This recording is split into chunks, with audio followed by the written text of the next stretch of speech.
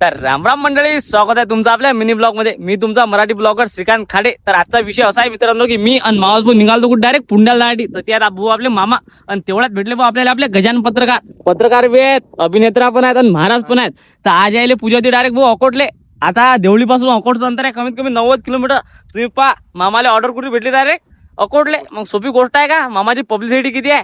तर मग काय म्हणता मामा, दोन शब्द बोलून टाका. मी योगा अकोटला पूजा करण्यासाठी गेलो होतो आणि अकोटच्या आणि दंडामध्ये आमचा भाचा श्रीकांत आणि आमचा भाचा प्रज्वल पाणी सेंटर कांशुनी हे दोघं आम्हाला भेटलेले आहेत. आणि हा आमचा मराठी ब्लॉगर आहे, चांगल्या प्रकारे ब्लॉग काढतो आणि शेअर करतो. मी सर्वांना विनंती करतो की या ब्लॉगला चांगल्या प्रकारे आपण शेअर करत जा, कमेंट करत जा आणि याला फॉलो करत जा. धन्यवाद. जय महाराष्ट्र पब्लिक. तर तो झालता असा विषय भाऊ की आपल्या जाणं भाऊ मामाच्या घरी, कारण आपण काही रसाले गेलो होतो. म्हटलं मग मामाचा पोरगा बी आपल्यासोबत नाही, मामाचा पोरगा आला तो भाऊ कांशुले. आपल्याला त्याला सोडून द्यासाठी जाणं पडत होतं पुंड्याले. मग प्रज्वल आला आपल्याजवळ आणि आपण गेलो डायरेक्ट कुठे पुंड्याला जाण्यासाठी. पहिले गेलो भाऊ कांशुले, कांशुलीवरून गेलो सोनाळा आणि सोनाळावरून पोचलो डायरेक्ट भाऊ बोरगावले आल्यावर पण डायरेक्ट भाऊ रेल्वे पट्टी दिसली. आता आपल्याला जाणं पडते रेल्वे पट्टीच्या खालूनच. पूल पाहू शकता तुम्ही किती डेंजर आहे.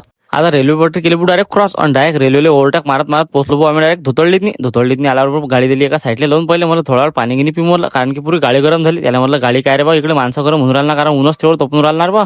पाणी पिऊन पाहिलं काय तर बा पाणी बी गरमच होतं. म्हटलं बा जाऊ द्या, म्हटलं डबल गाडीला किक मारली बा.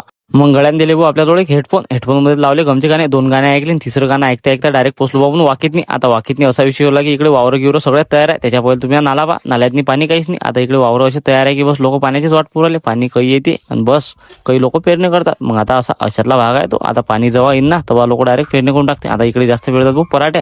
वाकी केली भाऊ क्रॉस आणि डायरेक्ट पोहोचलो आपण आपण आपल्याला जाणं पडते म्हैसाळ हायवे लागलो भाऊ आपण डायरेक्ट. म्हैसाळ हायवे लागल्यावर पहिले घेतलं भाऊ कनाल पक्का बांधून डायरेक्ट निघालो आपण ओळखले जायच्या पहिले लागते भाऊ कौलखेड गाव केलं क्रॉस आणि डायरेक्ट पोहोचलो आपण ओळखले. आता ओळखून डायरेक्ट जाणं पडते भाऊ आपल्याला नदीतून कसं शॉर्टकट रस्ता येणार भाऊ. इकून तिकून जायचं काम नाही. डायरेक्ट मग नदीतून गेलो, इकून तिकून डायरेक्ट नदीतून पाण्यातून डायरेक्ट गाडी टाकणार भाऊ इकून तिकून. आता रोड बी एवढा डेंजर आहे भाऊ. हे शॉर्टकटचे रस्ते काही पुरत नाही म्हटलं. गाडीचं काम निघून गळ्याच्या गळी करते काही वांधा नाही, पण गाडी बिन सोडून नाही राहिली भाऊ. एवढे माते कुते आहेत म्हटलं. चालले बा दमादमानं वर चढलीत की वांधा नाही म्हटलं. लोट्याचं काम पडलं का नाही म्हटलं भाऊ. 350 आहे गाडी, बेकार काम आहे म्हटलं भाऊ. एवढी मोठी बुलेट लोटणं काही सोपी गोष्ट नाही. तिथून पोहोचलो डायरेक्ट दहीहंडा. म्हटलं बा जरा जीवाला रोड तर दिसून आला म्हटलं काही ना काही. दहीहंड्यात पोहोचल्यावर आता तिथून जाणं पडते आपल्याला कुटासा.